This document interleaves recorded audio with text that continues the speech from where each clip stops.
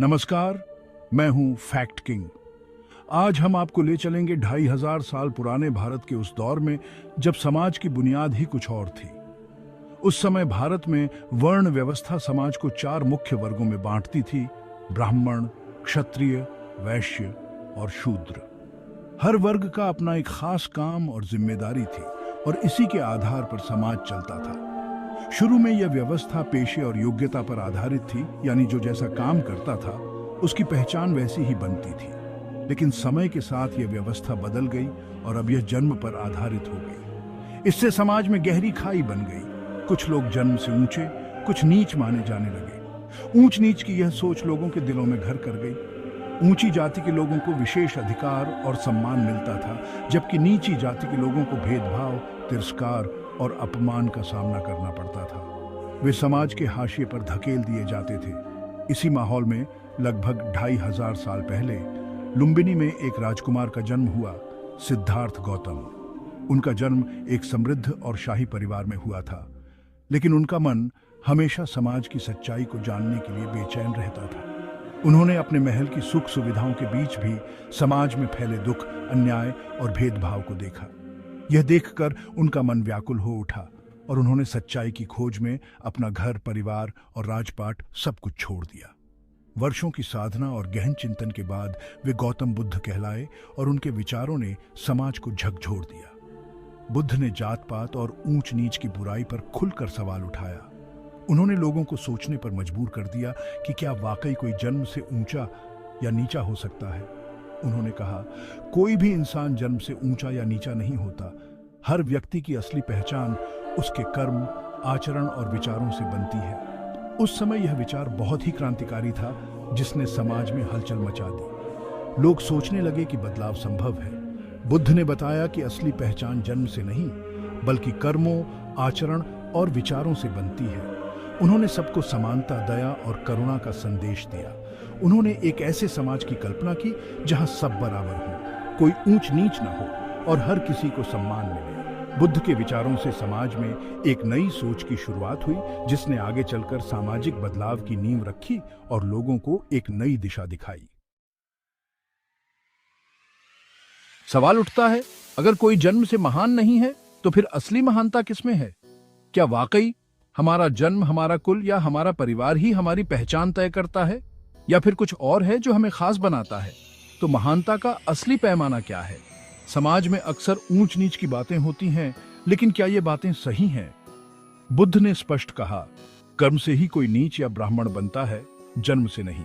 यानी इंसान की असली पहचान उसके कर्मों से होती है, न कि उसके जन्म से।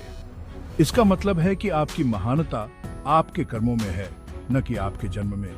आप कौन हैं, यह आपके अच्छे या बुरे कर्म तय करते हैं। बुद्ध ने समझाया, जो अच्छे कर्म करता है, सच बोलता है, करुणा रखता है और दूसरों की मदद करता है, वही श्रेष्ठ है, चाहे उसका जन्म कहीं भी हुआ हो।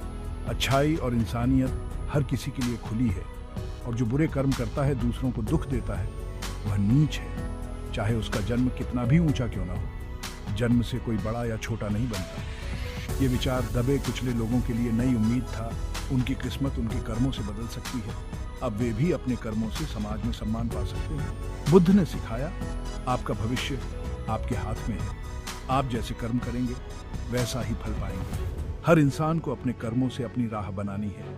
आज भी असली बड़प्पन आपके आचरण, इंसानियत और दया में है, न कि पद, पैसे या परिवार के नाम में। समाज में बराबरी और सम्मान पाने का रास्ता आपके कर्मों से ही खुलता है।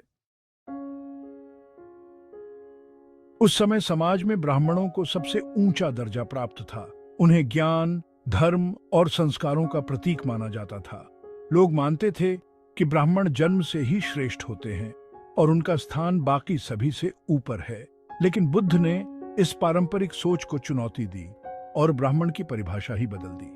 उन्होंने स्पष्ट कहा, सिर्फ जटा रखने, यज्ञ करने या मंत्र जाप करने से कोई सच्चा ब्राह्मण नहीं बनता। बाहरी प्रतीकों या कर्मकांडों से श्रेष्ठता नहीं आती।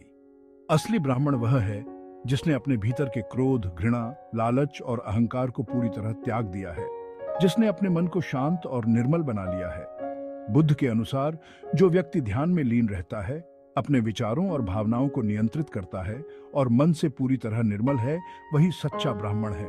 जिसने अपने सारे बंधनों, चाहे वे लोभ, मोह या सामाजिक बंधन हो, तोड़ डाच दिए हैं, वही वास्तव में मुक्त और श्रेष्ठ है। बुद्ध ने जन्म, जाति या कुल की पहचान को खारिज कर दिया और आचरण की शुद्धता को सबसे ऊपर रखा। उन्होंने कहा कि सच्ची श्रेष्ठता आचरण और विचारों से आती है। अब कोई भी व्यक्ति, चाहे उसका जन्म किसी भी जाति या परिवार में हुआ हो, अपने अच्छे आचरण, विचारों और साधना से ब्राह्मण जैसी अवस्था प्राप्त कर सकता है। श्रेष्ठता बाहरी दिखावे, कपड़े या कर्मकांडों से नहीं, बल्कि भीतर की अच्छाई, करुणा और अच्छे कर्मों से आती है। बुद्ध ने बताया, श्रेष्ठता कमाई जाती है, विरासत में नहीं मिलती। हर व्यक्ति अपने कर्मों और विचारों से ही सच्चा ब्राह्मण बन सकता है। बुद्ध ने सिर्फ उपदेश नहीं दिए, बल्कि बुद्धिस्ट संघा बनाकर समानता को जिया। इसमें राजा रंग, ब्राह्मण शूद्र, अमीर गरीब, हर कोई शामिल हो सकता था। संघ में प्रवेश के बाद पुरानी पहचान खत्म हो जाती थी। सभी भिक्षु एक जैसे वस्त्र पहनते, साथ रहते, साथ खाते, कोई भेदभाव नहीं। यह उस समय के समाज के लिए सामाजिक क्रांति थी। जहां एक तरफ छुआछूत थी, वहीं संघ में सब बराबर थे। बुद्ध ने दिखाया, ज्ञान और करुणा के मार्ग पर जाति की दीवारें गिर जाती हैं। बौद्ध संघ आज भी समानता और भाईचारे का प्रेरक उदाहरण है। बुद्ध के विचारों ने हर तबके के लोगों को आकर्षित किया, राजा भी, साधारण लोग भी। उनके प्रिय शिष्यों में कई ऐसे थे जिन्हें समाज नीची जाति का मानता था। उपाली, एक नाई के बेटे, बुद्ध के संघ में सबसे पहले दीक्षित हुए और संघ के नियमों के बड़े झांता बने। सुनीत, एक भंगी, जिन्हें समाज अछूत मानता था, बुद्ध ने उन्हें खुद भिक्षु बनने का निमंत्रण दिया। सुनीत आगे चलकर बड़े अरहत बने। बुद्ध ने दिखाया, महानता जाति की मोहताज नहीं, बल्कि इंसानियत और कर्म की पहचान है। उन्होंने जाति की दीवारें गिराकर इंसानियत का पुल बनाया। आज भी हमारे समाज में जात पात का जहर कहीं ना कहीं मौजूद है। बुद्ध की शिक्षा याद दिलाती है, किसी का मूल्यांकन जन्म से नहीं, गुणों और कर्मों से होना चाहिए। जब तक हम जाति पाति में उलझे रहेंगे, हम एक महान राष्ट्र नहीं बन सकते। बुद्ध का कर्म का सिद्धांत प्रेरित करता है, अपनी पहचान अपने काम और मेहनत से बनाओ। आज के तनाव और नफरत भरे माहौल में बुद्ध की करुणा और मैत्री की शिक्षा दवा की तरह है। नफरत से नफरत नहीं मिटती, प्रेम से ही मिटती है। बुद्ध के विचार हमें एकता और समझ की ओर ले जाते हैं। निष्कर्ष यही है, बुद्ध ने हमें इंसानियत का मार्ग दिखाया जो जात पात और भेदभाव से ऊपर है। उन्होंने 3 रत्न दिए, ज्ञान, करुणा और समानता। ज्ञान से हम सही गलत समझते हैं, करुणा से दूसरों के दुख में साथ देते हैं, समानता से सबको बराबर मानते हैं।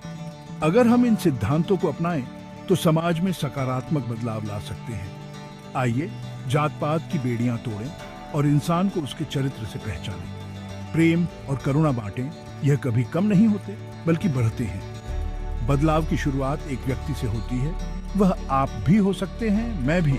चलिए इंसानियत के रास्ते पर पहला कदम बढ़ाएं। अगर आपको यह वीडियो पसंद आया तो इसे लाइक करें और यदि आप चैनल पर नए हैं तो चैनल को सब्सक्राइब करना ना भूलें। कमेंट में बताएं कि आपको इसका उद्देश्य कैसा लगा।